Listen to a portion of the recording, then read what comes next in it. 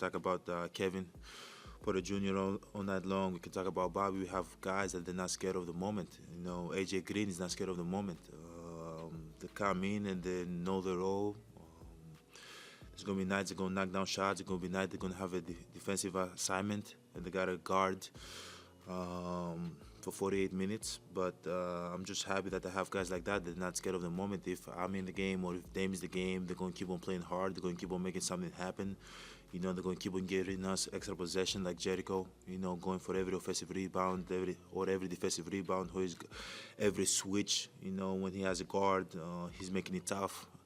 It's very hard to go by him.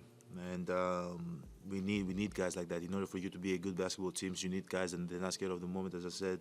They're going to come in, know the role, bring energy, and our basketball players, they're able to do a lot of things on the court.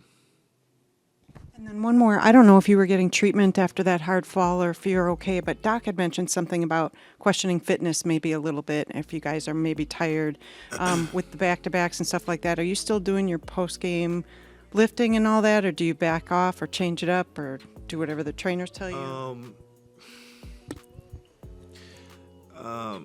It's, everybody has their own opinion about being in shape or not being in shape.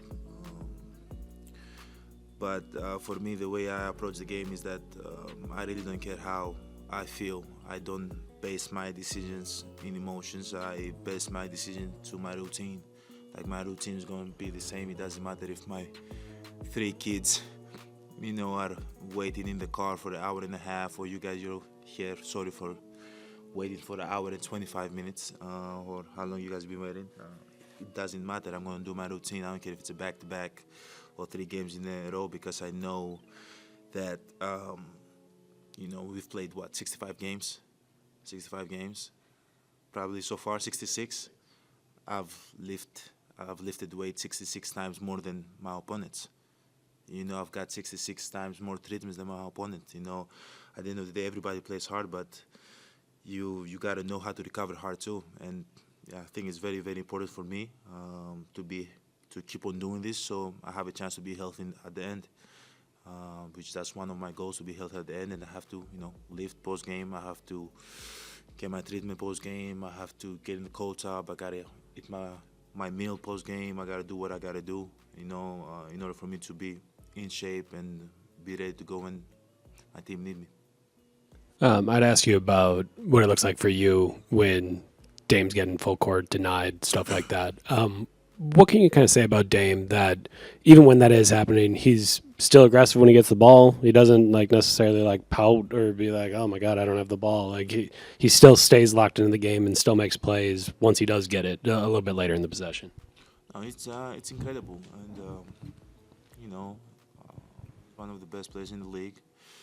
And in order for you to be, one of the best, you got to keep on, adapting and find a way. You got to keep on finding a way. There's going to be a lot of times that you're going to get trapped. You're going to get denied. You got to keep on fighting through that. And that's what the best do. They always find a way. There's going to be a lot of times I'm going to find a wall, which tonight I saw a lot of wall. There's going to be a lot of times they're going to switch. A lot of times when I get the ball in the post, they're going to double team. You just got to keep on finding ways, to be effective. Sometimes you're going to be able to score the ball, sometimes not. Sometimes you're going to be able to pass the ball and create an open shot for somebody else. Sometimes you might defend, get some deflections, bring energy from the defensive end, but you just got to keep on finding ways. And I think Dame is one of the best in that. Whenever they try to get him out of the game, he swings the ball, then he chase the ball. Then when the big rolls, he finds the bigs in the pocket. Like tonight, he had 10 assists again or whatever he had. So that's what makes him great. You just got to keep on, finding ways to be aggressive and finding ways to keep on affecting. Like me always, I think, how can I impact the game? That's my goal. I want to impact the game. If it's either offensively, defensively, me making plays, by me being vocal, just a way that the opponent team can feel me. And I think Dame does the same thing. Like, he might not score 30, 35, or he might not score 10. It doesn't matter. Like, you're always going to feel him when it matters the most. like at least one person's kind of pulled away. The wall might not be built kind of the same way. When it is like that, just kind of what is your thought process against the Pacers? What does the floor look like? Does it allow you to get to your jumper more? Like, what are you kind of seeing? Um, Pretty much, I think they're picking him up full court, try to make it as tough as possible for him. And after half court, whenever there's a pick and roll, they're either high in the pick and roll or they're going to blitz him, which is trap. And we just have the opportunity to play 2 against 1 in the weak side or 3 against 2. We're just going to be ready. It's either, if I'm the first receiver, I'm going to get the ball, try to get downhill and try to make a play. Sometimes it can be swing to the corner for open 3. But like from the beginning, from the first play of the game, 2 guys were up like half court. So what kind of game they're going to play. They're going to try to make it as tough as possible for him. When they have the ball, they're going to try to build a wall. But we are too good of a 3-point shooting team. If you keep on moving the ball, guys going to get open shots.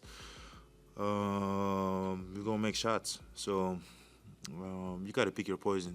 And I understand,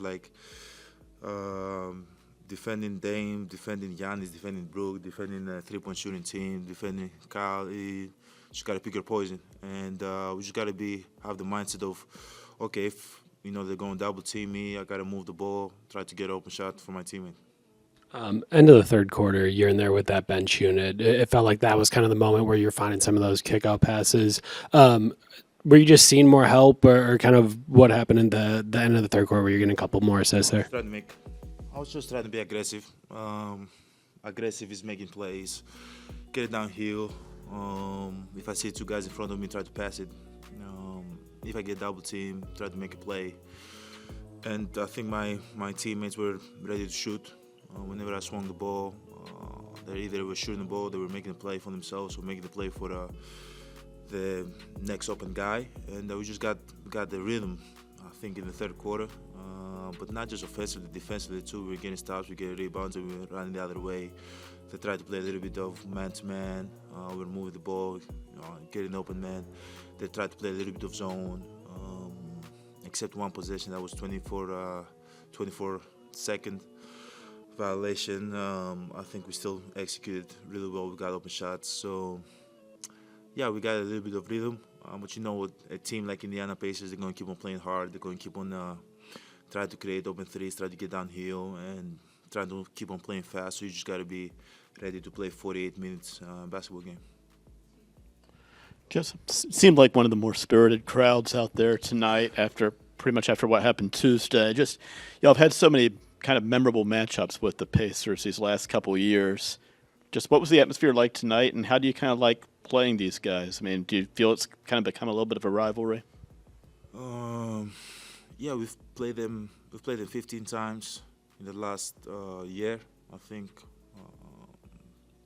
That's what I heard before the game. So yeah, they're a team that play very, very hard. Very respectable team. We might face them in the playoffs. Who knows?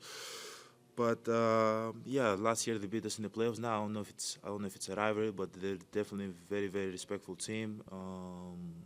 Last year they beat us. They went to the East Coast Finals, so they have proof of concept. Better than us. We got eliminated in the first round 2 years in a row now. So we just got to keep our head down, keep on staying humble, and keep on playing hard, and keep on building good habits, and hopefully, whoever we see in front of us, we are ready to face.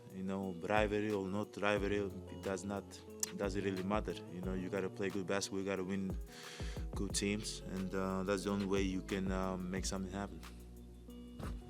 I feel like we don't talk about Taurean Prince very much, but you foul out, I think, for just the second time all season, and he has a key three-pointer, he has a block, he has free throws when there's no scoring at the end. Is that just what you expect from him with his veteran leadership, or is he showing you some things as well? First of all, I love TP as a competitor. I love him as a player. He knows how to play the game, and he's a basketball player. At times he's going to defend his butt off. You know, at times he's gonna space the floor and knock down shots, or at times he's gonna make plays for either himself or another open teammate. But he's not scared of the moment. You know, he showed it tonight. He showed it in the past. He showed it in the NBA Cup. Like, he's not scared of the moment, and I think we have a lot of players like that in our team. We can talk about TP all night long. We can talk about GT all night long.